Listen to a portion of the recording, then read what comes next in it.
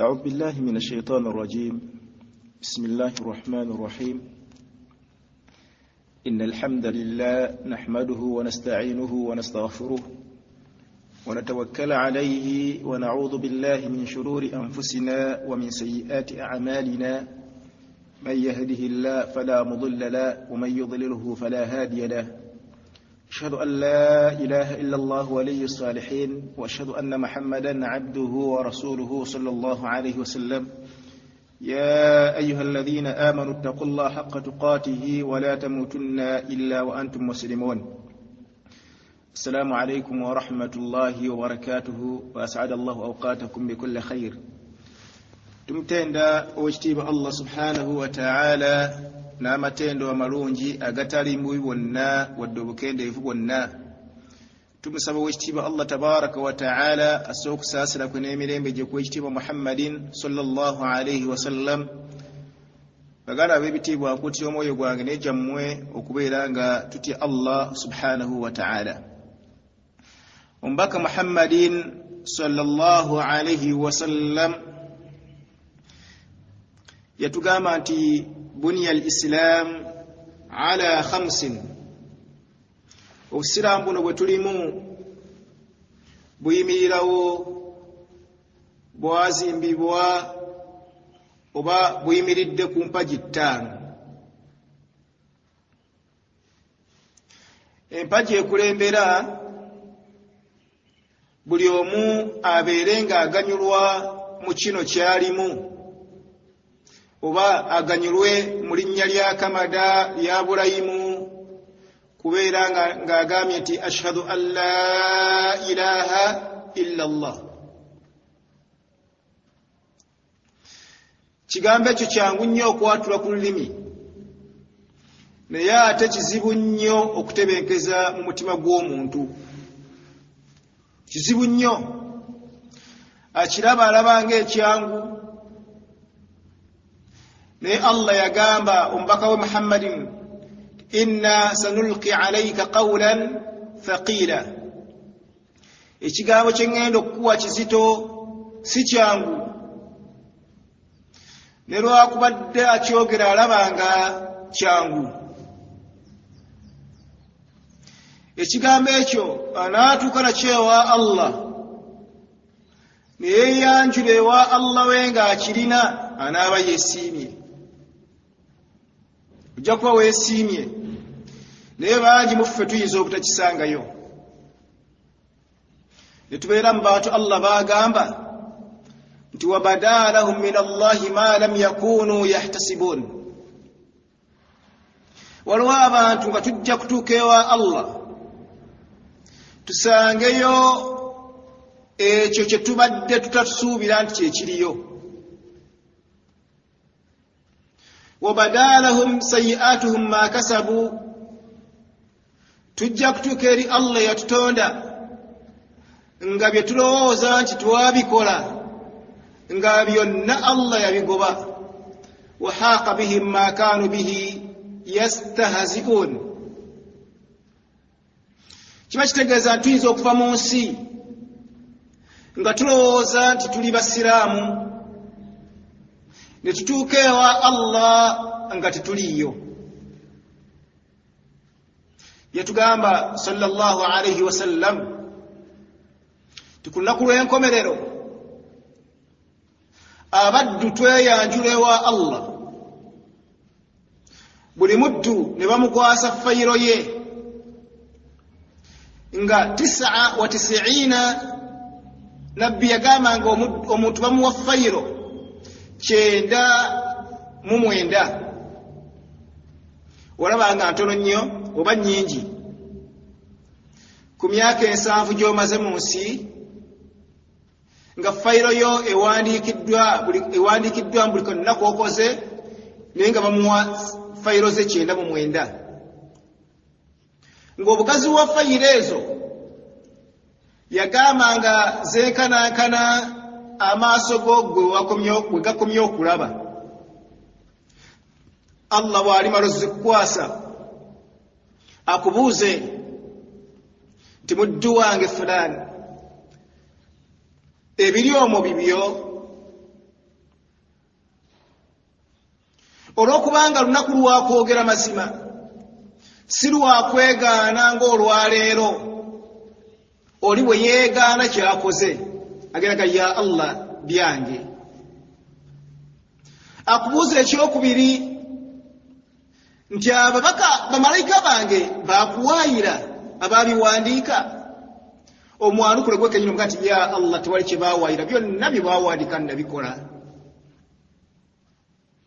Abuuze ekibuuzo ekyokusatu ti alaka udhur, olina ensonga gy'oyinza okumpa lwaki ekyo wakikola? Muddu ayanukule Allah amugambe ti ya Allah sirina, ya Allah sirina. Bw'alimala okwanukula ebintu ebyo nga Allah we amaze bimulaga, Allah ng'abikulaga. So nga wano mu nsi tujooga Allah nga tulina abantu betwesiga ati gundi ye yaŋŋamba, mugundi ye yasomesa ati empale enkola y'abali tewali buzibu. Naye ate ogenda kutuuka ewa Allah nga mu fayiro yo bakubuuza ati alaka udhur, oyina ky'oyinza okwekwasa ekyakuwaliriza kukola bino. ووجدوا ما عملوا حاضرا ووجدوا ما عملوا حاضرا byonna bye twakola tugenda bisanga mu fayiro zaffe. wala yazlimu rabbuka ahadan, Allah tagenda kulyazaamaanya muddu yenna.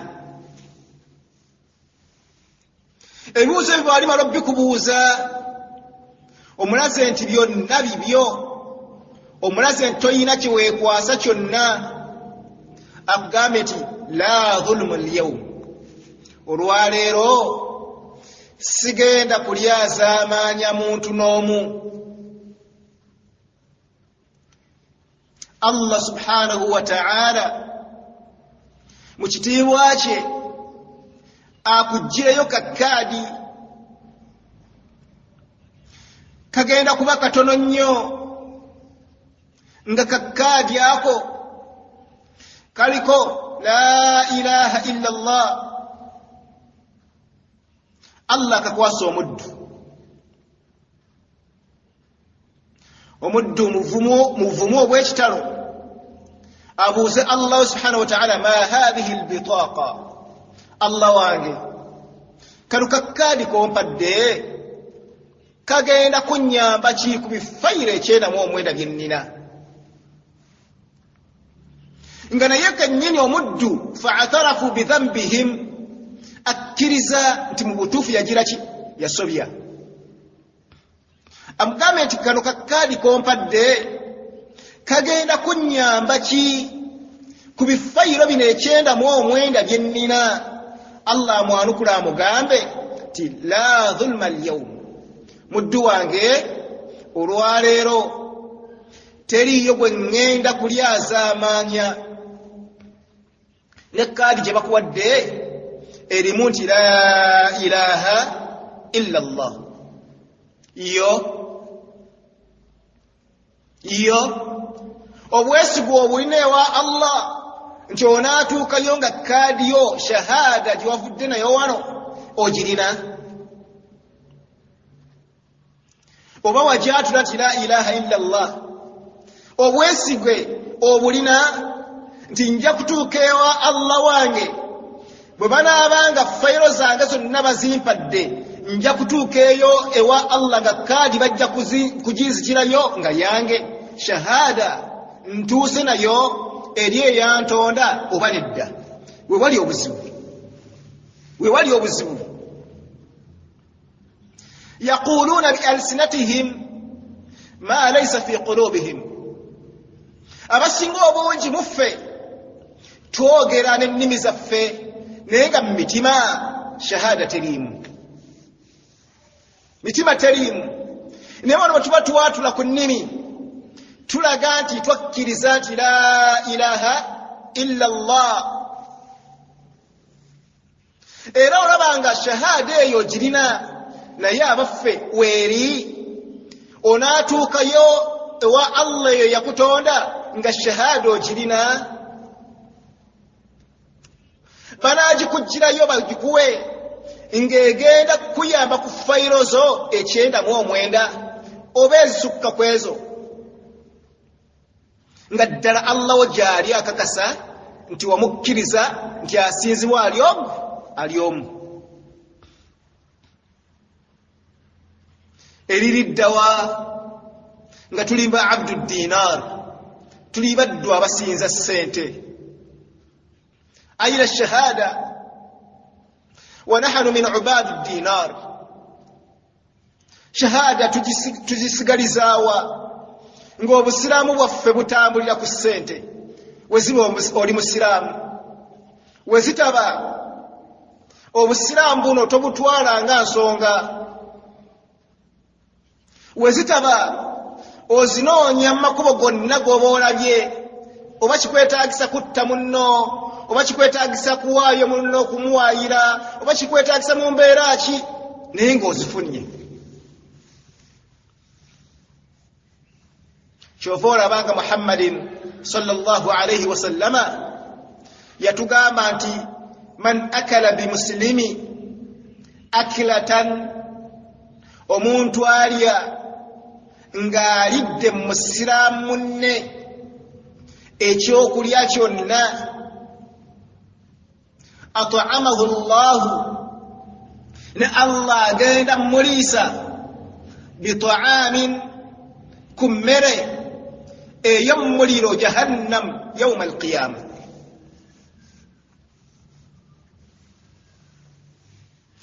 Senga onaakeera enkya n'olya ng'ekyokulya kyo kiridde ku lwa musiraamu nno gw'owaddeyo, gw'oteekayo, ne bakuwa ekyokulya kubanga oli abdu dinar, oli muddu anoonya ssente. Katonda wo ssente, weziba obaawo, wezitaba weekola ky'oyagala, n'olabanga kawooyo ono ayinza okuvaamu emitwalo 5, n'oga nti kawooyo oyo muyeekera, kawooyo gwe mulaba afaanana bw'ati, kawooyo oyo afaanana bw'ati, mwamma oleesa mawula ag'ekitalo, kwata 5 genda olye. Nabbi yagamba Allah yeeyamye okuliisa ku mmere ey'abantu ba mu muliro jahannam, wala ta'amun illa min ghisilin la ya'kuluhu illa al-khati'un inna ash-shajarata az-zaqqumi ta'amun athim inna ash-shajarata az-zaqqumi ta'amun athim. N'agamba nti waman iktasa thawban, omuntu yenna ali ayambala olugoye, oyambadde ekkanzu, oyambadde essuuti, naye ogyambadde mu basiraamu abo, be bamulekwa bye wawandiisa ne bakubuuza bamulekwa baluwa, ng'ate bw'olina mu ssomero lyo eryabamulekwa basasula. Mmotoka n'ovuga nnene, amaadi emmotoka ovuga nnene, naye omusajja akuwadde obukadde buno obw'ensimbi bw'akuwadde, omugambe nti ne bamulekwa bempeerera bali 50. N'ekizimbe ky'agamba nti nkuzimbidde bulooka ezo 2 ziizaawo, osobosezemu abaana bamulekwa abo bondaze, nti tebalina bakitaabwe, tebalina bannyaabwe, tebalina bajjajjaabwe, tebyalabirira, essaati ezo zaabwe, engatto ezo zaabwe, bino byabwe. N'ogulira abaana b'amataka ne bazimba, naye ng'abaana b'abanno obanzi amataka g'oguze ogaguze mu musiraamu g'owaddeyo, n'omutuuma erinnya eryabamulekwa, n'omutuuma oli omugabi w'obuyambi n'awulira ennyiike mu mutima, n'akwata ensimbi y'abamulekwa n'agamba nti ziizo genda obalabirire, bw'egenda okujja wano wazze nga subhanallah, ng'omwana asooka asasula emitwalo 8, abo wayita nti bamulekwa. Man akala bimuslimin aklatan, bw'olya mu musiraamu oyo ng'omusiraamu gw'owaddeyo nti abo boolaba, bwenjogera teyaddamu, pakyompa. Bw'oyambala ekkanzu ennungi, bw'oyambala essaati ennungi, bw'oyambala empale ennungi, bw'oyambala jilbabu ennungi, naye bw'ogyambalidde ku musiraamu nno. Baka Muhammad sallallahu alaihi wasallam yagamba ti Allah agenda kukwambaza mu ngoye z'abantu bo mu muliro jahannama ku lunaku lw'enkomerero. Yagamba Allah subhanahu wa ta'ala, wasarabiluhum min qitran wa taghsha wujuhahum an-nar. Kyambalo kyabwe balina ebyambalo Allah byabategekedde. Lwaki abambaza bwatyo? Kubanga baali mu nsi nga baibadu dinar, shahada ogirina, nga gwe tofaayo wowe zigenda okuva, nga gwe tofaayo wowe zigenda okuva. Simbi mmeka ze tulya, simbi mmeka ze tulya nga tofuddeeyo, ojjawa sente ozijje mwani? Abakyala bameka bavuddeyo abakoze obubiina? Ffe tulina akabiina, naffe tulina nakuŋŋaanya abakyala 5 nabagaze mu kulembezi w'abakyala. Betaafu nnyo, balina obuzibu. Tulina abakyala bamulekwa, tulina bannamwandu, tulina baki, tulina abaana. Bameka? Muddu n'ayima waayimye n'akwata ensimbi n'amuwa. Hajjati n'atuula n'alya, teri azikubuuza, teri azikuvunaana. Bw'ozijjiddeyo zibawadde, bw'ozijjiddeyo bazifunye, ozijjeeyo ngaani, bw'ozitaddewa. Nojja n'oyambala jilbabu nnene, nojja n'oyambala buno bukanzu bwammwe. Omwana temwagala butuwogereko. Buno tobulaba nga bungi nnyo olwaleero mu ggwanga. Buli omu n'olukaaya lwe. Ngate mwogera bubi ku basiraamu abo, oli wagamba nti abo era kale abatategeeza nti kyokoze kiki, aba kyokoze nti kikyali kibi. Naye ate tofaanagana n'oli afaanana bw'atyo ambadde jilbabu. Nga bw'ojja mu swala n'osala mu mpale ekweya, tugamba nti gw'oli kalekaleko kubanga ofudde n'ojja okola ki? Oba oli abo tunakukoonyako mu muzikiti onaabaamu. Naye tekitegeeza nti empale gy'oyambadde mawano, esigala mbi. Kati weegendereza ti kaabo kale ayo ali kale naam kale muki? Gwe tomulumiddwa swala ye gy'agenda kusaala, omuwaanidde ku ekyo agende nakyo, atuuke okuyingira mu ntaana ng'agamba nti kasita wano bwendi sifaanaganye naki? Shahada ogirina?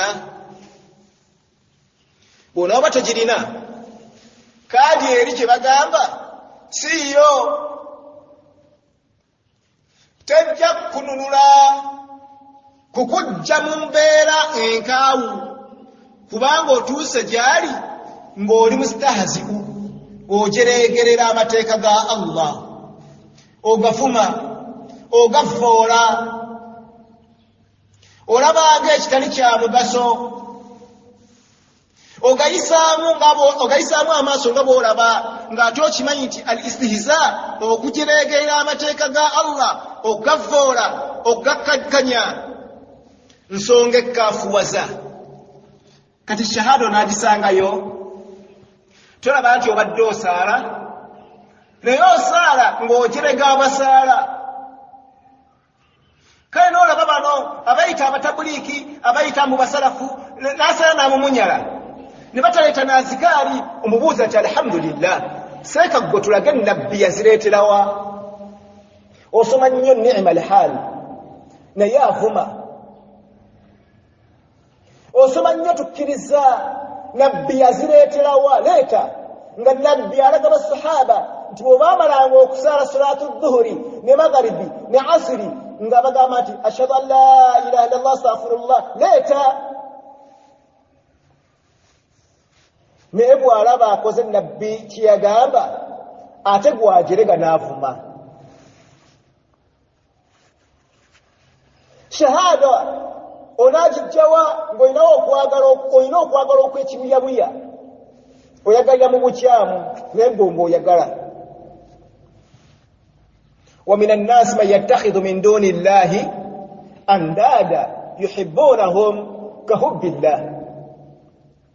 Waliwo abantu abeeterawo abantu abwe nga babaagala nnyo nga bwe baagala Allah waabwe okusinga ne baagala Allah.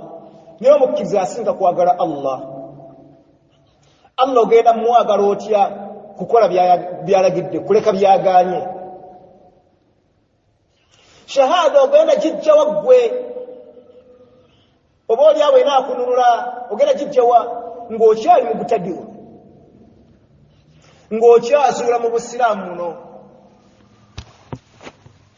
Bakowoola abantu okujja ku hawli ku luzzi seeka yalusomesaako emabegaawo nansiriikirira neŋŋamba lima taquluuna ma la tafaaluun, lwaki oyogera seeka byotakola gwokulembera mu bidaati tosomye na hawdi nabbi yajogerako ki gyonnyonnyola abantu yaganda agenda mugoberera baliyo bagenda kutamba tugoberedde gurupu y'abantu nene bagenda kugizza bebazza bali babapita la bebakamaali abo oyogerako abo okowoola bagamba gwe ddayo nawe vaamu nawe ddayo mbaka ayimirire abagambe nti abange abantu bemuzzaayo haulai min ummati abo bamu umma yange tugenda kutwera kuzza hawlin amanya beba Muhammadi amanya beba Suleimani amanya beba Muhammadi haulai min ummati abo bantu bange bamwanukule Allah mu ddoboozi ery'omwanguka nti abo si bamu umma yo. Bw'oba toli mu umma ya Muhammadi oli muyaani bw'obabeera nga ebitonde ebyo Allah byagamba nti la ya'suuna Allah ma amarahum wa yaf'aluuna ma yu'maruun, bye bigganye nti Allah gambye haulai abo boolaba bonna betuzaayo si bamu umma yo. Abuuza kiki titomanyi bye baakuzuulako ng'omaze okuvaawo kyekyabajja mu umma y'omubaka olwo shahada ekyakuyamba la ogane mu butadduwa jagenda ku hawulu anyweko la talina waatuukirawo talina na waayitira kabeere ng'emyaka mu musama zeemu emyaka 8 kabeere ng'akoze nnyo n'olwokubanga avudde mu nsi ng'azudde ku mubaka nga buli nnaku yatumwetikisanga ng'atugamba nti abange iyaakum basiraamu iyaakum mbeewasa ebintu byonna ebizuulwa mubyegendereze nnyo bitono oba binene olw'okubanga buli kyonna kibazuula omanyanga nti oli mu bubuze. Buli lw'ozuula ekintu mu busiraamu muno omanya nti kyokoze kya bubuze. Shahada ogirina bakomyawo bamalayika bakugamba nti abo siraamu ummayo ya Muhammad babategeeza ki okyali mu busiraamu bw'aba akujje mu umma y'omubaka bw'aladde okuwolereza kwe Muhammadi anaakuyamba. So nga nabbi yagamba nti abalinywako tebagenda kuddamu kuwulira nnyonta ku luzzi olwo. Mu butadduwa anaalunywako yagaa nti bakukwasa kaadi eno ekigikwasa kubanga ova mu nsi nga watuukiriza nti ashhadu an la ilaha illa Allah. Shahada eno ogirina bw'onaaba otuuse nayo mu maaso ga Allah subhanahu wa ta'ala nga weeri kitegeeza nti amazambi boogenze nago omubaka Muhammad sallallahu yagamba nti Allah subhanahu wa ta'ala yatugamba mu hadithi al-Qudusi nti omuntu anajja gyendi biqurabi al-ardi khataaya kama qala subhanahu wa ta'ala ngazewa Allah ng'ayina amazambi ng'obungi bwago genkana ettaka ly'ensi eno naye n'asinkana nga teyangattako kintu kyonna najja wendi nga teyangattako kantu konna yagamba nti ŋŋenda mumusonyiwa kaadi eyo balimala oggikuwa omuddu alaba ng'alabanga etali ya mugaso. Shahada ye eyo gy'alina kwotegedde okusiibira olabanga ekitali kya muntu olabanga ekyokusiiba kyekyebbeeyi okusinga shahada gy'olina. Allah alagire bagiteeke ku kibatu kya minzaani bakwate ebifayiro byo byonna 99 byolaba nti byakkaabisa dda amaziga babiteeke ku kibatu kya minzaani fatashat bitaaqa oligenda okulaba nga kakkaadi akatono ennyo kazitoye okusinga bifayiro byonna byobadde weeraliikirira akaseera ako bamalayika bagenda kukowoola nti awangudde. Ki ekikuwanguza? Watuuka ewa Allah nga wamutegeera, watuuka ewa Allah nga shahada ogirina, watuuka ewa Allah nga toli mushiriku, watuuka ewa Allah nga tewakola kimenyawo shahada yo. Bw'oba wava mu nsi nga wakikola oba ofaafaaganiddwa. Bw'oba wava mu nsi nga wakola ekimenyawo shahada, omuli mudhaharatul mushrikin, okukitiriza nnyo n'abakufaaru, okukitiriza nnyo n'abashiriku, wa ma'awanatuhum, n'obayambako n'obakwatizaako engeri ki gye banaatulugunyamu abasiraamu. Obusiraamu obuvuddeko, shahada egenze, shahada tewali. Oba omuntu okubeera mu nsi nga karahiya, nga otamwa okutaasa okulwanirira amateeka ga Allah, ng'owulira ogatamwa, oyo toyagala kiyingiza mu magezi go. Oba omuntu okubeera mu nsi nga waliwo amateeka ga Allah agamu nga go okakasa ogatamwa, togaagala gawulizaako. Si gonna, si Kurani yonna, wabula eriyo amateeka nga go bagakoonako, omutima ko gwekanga, togaagala gawuliza, olumwa, togaagala. ذلك بأنهم قالوا للذين ذلك بأنهم كرهوا ما أنزل الله فأحبط أعمالهم. batamwanga mateeka ga Allah giyassa, bwe bagatamwa bafuna ki? Fa ahbata a'malahum, emirimu gyabwe Allah n'agisazaamu. Naye musiraamu muno mwoli osiibye eri amateeka g'oteetaaga kuwuliza. Bwe bagamba nti omuddu bw'anywako ekirevu zambi oyomba, bwe bagamba nti omukyala obukaaya tebamwambala oyomba. Naye nga Allah bwe yasooka okukuwa, Allah bwe yasooka okukuwa ng'ategeera bulungi nti omukyala okumwambaza jilbab tajja kuba nnyangu olw'okwagala ebitiibwa, n'agamba nti waliyadribuna bihumurihinna ala jubihinna. Kati gwe mukyala gwe ekiteeteeyi ekyo ky'oyambala, kisikaati ekyo oba kimakisi ekyo ky'oyambadde, teekako akakaaya. Omukyala n'akaleka n'akassaako, bwe yakassaako obulago bwasigala buli bweru, n'enviiri ze ezimu nga zirabika, baasigala earrings batadde ku mutwe zirabika ezimu. Allah kwe kuleeta etteeka eri bakutulamu, n'amugamba nti ya ayuha nabi, owaayigwe Muhammad, qul li azwajik, gamba bakyala bo, wa banatik, n'abaana bo ab'obuwala, wa nisaa'il mu'minin, n'abakyala b'abakkiriza bonna, yudiniina alayhinna min jalabibihinna, basembeze jilbaabu zaabwe. Sheikh Nasir yagamba nti Allah yabikka akakaaya, jilbaabu yagisembeza kakaaya, n'abikka n'obugoye bonna bwe baali bambadde okuva mu bulago okukka wansi kuzo zombi, nassaako kye bayita aljilbab. Ebyambalo byonna ebisigadde n'abijjamu, naye bagisoma otamwa. Bwe bagamba nti omuntu akweyesa mpale, otamwa, tokyagala kukiwuliza, oyomba. Mwafunye ne basirika babawolereza obuyita obusiraamu obupya, gw'olina obusiraamu obupya. Obwedda mbaka Muhammad sallallahu bwe yalekawo obusiraamu, obwedda engoye kubeera waggulu. Ezo zennyini zonna n'ez'abasahaba bennyini ridwanullahi alayhim. N'aleka nga atadde etteeka ekkambwe, ng'agambye sahaba eyamubuuza ebibuuzo bye yamubuuza, n'amugamba nti iyyaka wal isbal, iyyaka wal isbal, nkwewaza muganda wange, weewala okukweyesa olugoye lwo. Fa innahu, olw'okubanga ekigambo ky'okukweyesa olugoye minal makhila kiri mu byakwekuza. Olaze weekuza oba teweekuza, yo mbaka agambye nti buli yenna akweyesa aba yeekuza.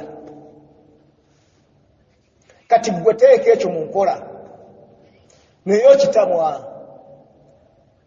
okitamwa. Allah subhanahu wa ta'ala mu aya endala yagamba ti wa idha dhakarta rabbaka fi alqur'ani wahdahu, bw'oyogera ku Allah omu wallaw ala adbarihim, ogenda okulaba nga abantu basituka batambula bagenda badduka. Yagamba nti istikibara, tebagenda nti lwakubeera balina ebyetaago wabula bagenda lwakwekuza. Naye yagamba nti wa idha dhakarta rabbaka fi alqur'an wahdahu, bw'oyogera ku Allah omu. Kiki ekikuddusa? Lwaki ovuddewo? Mu aya eri mu suratu Zumar, Allah subhanahu wa ta'ala yagamba nti wa idha dhukira Allah wahdahu, Allah bw'ayogerwako ishma'azzat qulubuhu alladhina la yu'minuna bil akhirah, gitamwa emitima gy'abantu abo abatakkiriza nkomerero, gitamwa. Ne wa idha dhukira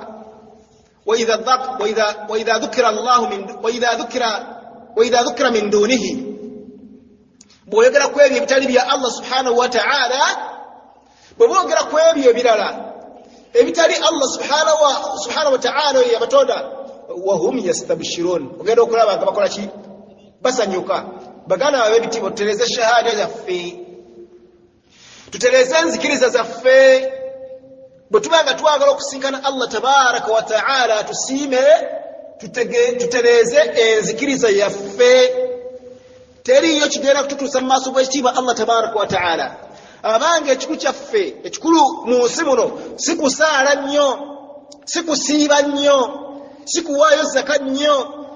Ebyo byonna bijja kubeerawo ng'obikola nnyo nga shahada enzikiriza y'omaliza gitereeza. Bw'olabanga enzikiriza yekyalimu kakikya, n'ebyokola byonna muganda wange mpuliriza, byokola byonna kasasiro. Essolayo Allah ajja kugikkiriza nga shahada ntuufu. Okusiiba ko Allah ajja kukkiriza nga shahada yo ntuufu. Okuwaayo kwowaayo Allah ajja kukkiriza nga shahada yo ntuufu. Empisa ennungi z'okola mu bantu Allah ajja kuzikkiriza nga shahada nnungi. Buli konna k'ogenda okukola mu nsi muno Allah ajja kukakkiriza nga shahada yo ntuufu. Abange tutereeze enzikiriza zaffe bwe tugenda twagala okubeera nga tukewa Allah ng'atusiimye. Obusiraamu buno bwazimbibwa ku mpagi 5.